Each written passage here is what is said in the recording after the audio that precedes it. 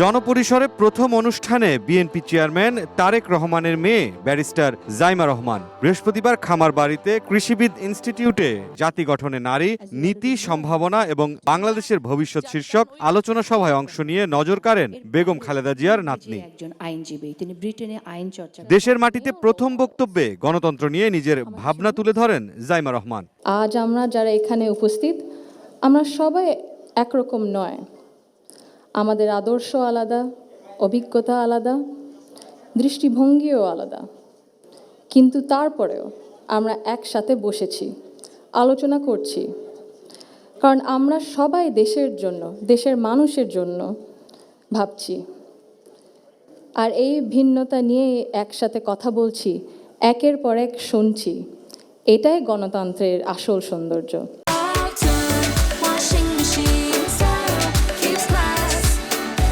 দেশের নারী সমাজের অগ্রগতিতে দাদা জিয়াউর রহমান ও দাদি বেগম খালেদা জিয়ার অবদানের কথা স্মরণ করেন তারেক রহমানের কন্যা। বলেন, উন্নয়ন অগ্রযাত্রায় নারীদের সরিয়ে রাখলে হবে না কাঙ্ক্ষিত অগ্রগতি।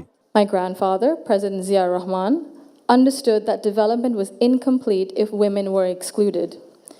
He saw women as capable contributors at home, at work, and in public life. Under his leadership, the expansion of the garment sector meant millions of women entered formal work for the first time, gaining independence and income. নীতি আলোচনায় শুধু রাজনীতি নয়, মুক্তবাজার অর্থনীতিতে নারীদের অংশগ্রহণ জরুরি বলে মন্তব্য করেন বিএনপি নেতা আমির খসরু মাহমুদ চৌধুরী।